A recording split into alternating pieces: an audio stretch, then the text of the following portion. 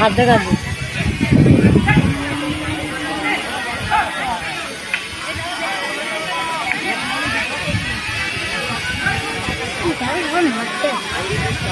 কি মারবে টাকা? কিরকম টাকা? জলটা পারবো না তো।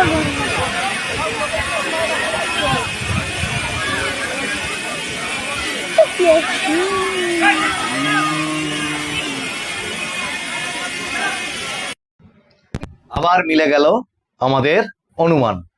এবার কি, মাঠে ঘাটে টাকার থলি। আমরা সূত্র মারফত যে সমস্ত খবরগুলো মানুষের ভাষায় তুলে ধরি আপনাদের জন্য, দীর্ঘদিন ধরে যে সমস্ত তথ্যগুলো আপনাদের সামনে হাজির করি, এবং অনেক ক্ষেত্রেই বলি 2 আর 2 যোগ দিয়ে দেখুন 4 হতে পারে, একের পর এক ঘটনাতে সেই সমস্ত ঘটনাগুলি আপনাদের সামনে কখনো কখনো সত্যি হিসেবে হাজির হয় এবং অধিকাংশ সময়ই হয়। নমস্কার, মানুষের ভাষায় আপনাদের সকলকে স্বাগত। আমি প্রবীর রায়চৌধুরী আপনাদের সাথে।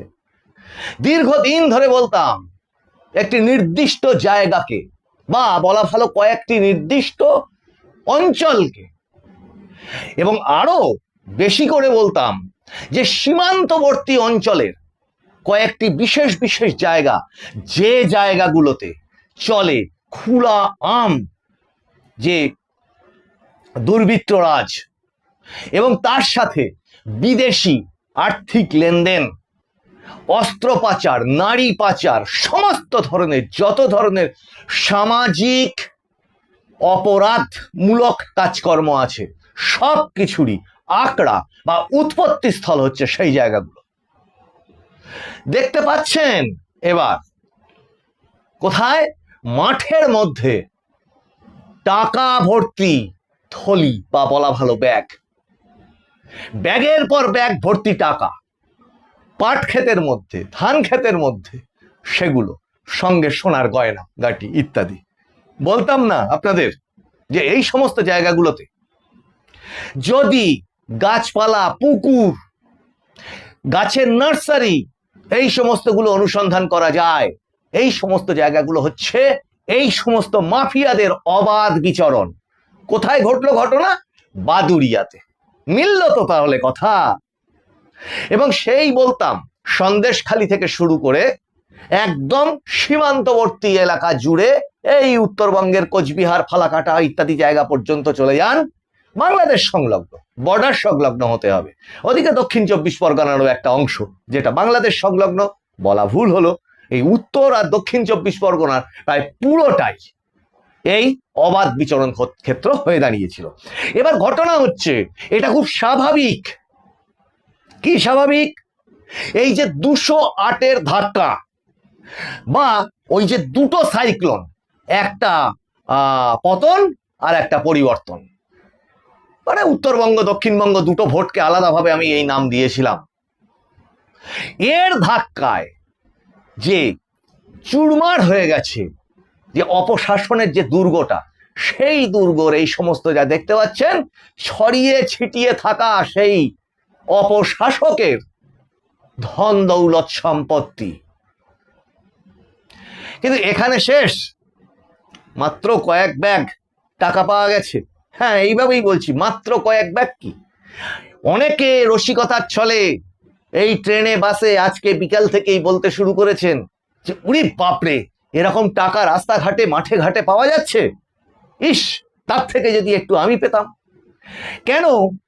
তার কারণ হচ্ছে, ভেবে দেখুন, একটি মানুষকে 10টা টাকা উপার্জন করতে এই প্রখর রোদ্দুর, কখনো বর্ষা কখনো কনকনে ঠান্ডার মধ্যে কতটা কষ্ট করতে হয় 10টা টাকা রোজগার করতে।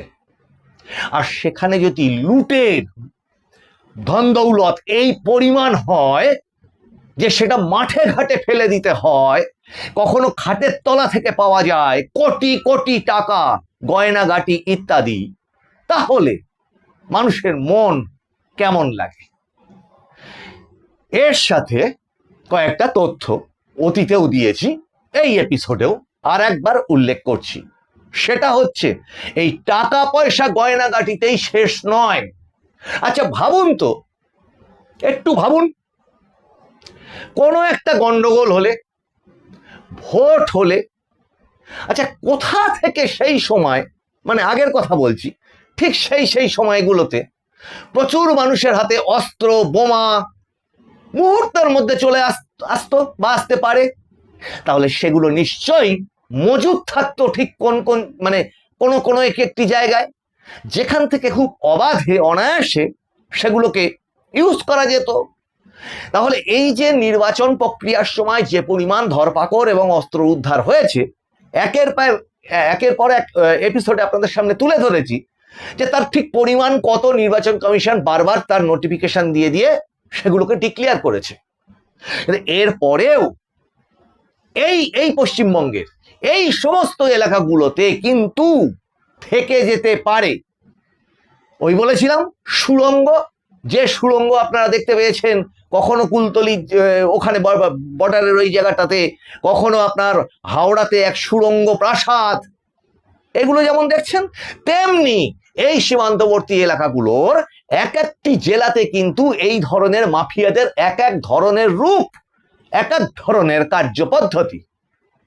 কিন্তু মুশকিল হচ্ছে অর্থ এমন একটা জিনিস, সেই অর্থ দিয়ে কোনো এক একটি জায়গার, এই অঞ্চলের, ধরে নিতে পারেন কোন এক একটি জেলার, এই যে বলছি আলাদা আলাদা রূপ, কোথাও পেশিবল, কোথাও অর্থ বিলিয়ে দেওয়া। তাহলে একজন মানুষের যদি প্রচুর পরিমাণে অর্থ থাকে এবং সেইটা নিয়ে যে তার মানি ড্রেন বা পাইপলাইন, এইগুলো কোথা থেকে কার সাথে যুক্ত, সেগুলো অতীতের এপিসোডগুলোতে অনেকবার তুলে ধরেছি, এবং এটা যে সেই বিদেশ পর্যন্ত বিস্তৃত সেটাও আপনাদের সামনে তুলে ধরেছি। কিন্তু এখন কথা হচ্ছে যে সেই এলাকায় এরা এই যারা এর মাথা, তাদের যদি প্রচুর পরিমাণে অর্থর প্রাচুর্যটা থাকে, একটা সুবিধা কি হয়, গরিব মানুষদের, খেটে খাওয়া মানুষদের, বা সহজে উপার্জন করতে পারবো পয়সা, এরকম মানসিকতার মানুষদের এরা খুব সহজে নিজেদের আয়ত্তে নিয়ে নিতে পারে। সেটা বড় পিকনিক, বড় ভোজসভা, অর্থ দান করা ইত্যাদি মহৎ কর্মের অজুহাত দেখিয়ে এই সমস্ত মানুষগুলোকে তারা কি বলবো নিজেদের আয়ত্তের মধ্যে রেখে দিত। সেই প্রাসাদ তো ভেঙে পড়েছে। ফলত এই যে বাদুড়িয়ায় কিছুদিন আগে দেখলেন যে সেখানকার চেয়ারম্যান দীপঙ্কর ভট্টাচার্য অ্যারেস্ট হলেন, তার বাড়ি থেকে 80 লক্ষ টাকা ক্যাশ উদ্ধার হলো, এবং তার আশপাশের আরো অনেকগুলি, ওই বাদুড়িয়ায় কয়েকটি বাড়ি থেকে কয়েক হাজার সরকারি ত্রিপল উদ্ধার হলো। ভাবলে অবাক হতে হয় যে এগুলো এতদিন এইভাবেই চাপা ছিল, কিন্তু মানুষ অবাক হয় না। তার কারণ মানুষ জানতো যে ওগুলোই ছিল নিয়ম। ওরাই এক একটা জায়গার কেউ সম্রাট, কেউ যুবরাজ, ইত্যাদি। এখন তাদের ওই এলাকাগুলোতে এবার প্রশাসনকেও কিন্তু দেখতে হবে, এবং ওই যে বলেছি যে এবার কিন্তু ওই কেন্দ্র আর রাজ্যের ইন্টেলিজেন্সের কোনো রকম গ্যাপ নেই। মাননীয় মুখ্যমন্ত্রী শুভেন্দু অধিকারী খোলা ছুট দিয়েছেন বা স্বাধীনতা দিয়েছেন পুলিশকে আইন এবং সংবিধান অনুযায়ী ব্যবস্থা নিতে, এবং রাজ্যের ইন্টেলিজেন্স এবং কেন্দ্রের ইন্টেলিজেন্স এই দুটো এখন এক সুরে বাজছে। ফলত এই যে অপরাধ সাম্রাজ্য, অপরাধীদের সাম্রাজ্য, এই সাম্রাজ্যের আর অস্তিত্ব প্রায় নেই বললে ভুল হবে। তার কারণ অপরাধ প্রত্যেক সমাজেই কিছু না কিছু থেকে যাবেও ভবিষ্যতে। এটা ইতিহাস থেকে যুগান্তরের একটা নিয়ম যে একেবারে পুরো অপরাধ মুক্ত সমাজ হয় না, কিন্তু অপরাধটাই সমাজের নিয়ম, এইটা থেকে হয়তো খানিকটা রেহাই পাওয়া যেতে পারে। সজাগ হয়েছে মানুষ, এই যে বিভিন্ন রকম ইনফরমেশনগুলো তারা পুলিশের কাছে তুলে দিচ্ছে, নিজেদের বাঁচার স্বার্থে তারা কতটা কোণঠাসা হয়ে গেছিল সেইটা যে বুঝতে পেরেছে এখন মানুষ, ফলত মানুষের চোখ খুলেছে, মানুষের মুখ খুলেছে, মানুষ সজাগ হয়েছে, যাকে বলে চোখ কান খোলা রাখা। এই ঘটনাগুলো ইঙ্গিত করছে যে এটি একটি মাত্র ঘটনা নয়, আগামীতে অপেক্ষা করে রয়েছে এরকম লাইন দেওয়া ঘটনা। আর কত চেয়ারম্যান, কত ভাইস চেয়ারম্যান, কত কাউন্সিলর, কত মেম্বার, কত প্রধান, যারা ওই জাল যখন ডাঙায় তোলে, কুচো মাছ বড় মাছ ওই জালের ভিতর ছটফট ছটফট করে, তাদের অবস্থা হয়েছে এখন সেরকম। দেখছে যে জালের কোনো একটা ছেঁড়া অংশ যদি পাওয়া যায়, টুপ করে লাফ দিয়ে যদি আবার ওই জলটার মধ্যে পড়া যায়। কিন্তু এত মানুষ ওই জালটা ঘিরে দাঁড়িয়ে আছে, বোধহয় সেটা সম্ভব হবে না। কিন্তু ইকোনমি ভেবে দেখুন, এই পরিমাণ অর্থনৈতিক ক্ষতি, এই পরিমাণ, যারা বলতো কেন্দ্রের টাকা পৌঁছয় না, কেন্দ্র টাকা দিচ্ছে না, আন্দোলন করতে 10 লক্ষ লোক নিয়ে নাকি কেন্দ্রের দিল্লিতে গিয়ে ধর্ণা দেবে, এই হচ্ছে সেই টাকার উৎস, সেই কেন্দ্রের পাঠানো টাকা অথবা রাজ্যের মানুষের ট্যাক্সের টাকা। এই রকম ভাবে একের পর এক বিস্ময়কর ঘটনার মাধ্যমে মানুষের চোখের সামনে চলে আসছে। আর ভাবছে, তাই বান্ডিল বান্ডিল টাকা দেখেছিলাম, ব্যাগ ব্যাগ টাকা, তাও আবার পাট ক্ষেতের মধ্যে, এও দেখতে হলো। সুধী দর্শকবৃন্দ, এপিসোডগুলো আপনাদের ভালো লাগলে আপনারা লাইক, শেয়ার, কমেন্ট করুন, সাবস্ক্রাইব করুন, আপনাদের মতামত লিখে সেটাকে আবার শেয়ার করুন, যাতে অনেক মানুষ সজাগ হয়, অনেক মানুষ আপনাদের মতামতগুলো জানতে পারে। আপনাদের সঙ্গে আবার দেখা হবে সামনের এপিসোডে। আপনারা নজর রাখুন মানুষের ভাষার পর্দায়। মানুষের ভাষা সবার মনের কথা বলে। নজর রাখুন, আরো ইন্টারেস্টিং, খুব ইম্পর্টেন্ট কিছু তথ্য নিয়ে সামনের এপিসোডগুলোতে ফিরে আসছি। নমস্কার।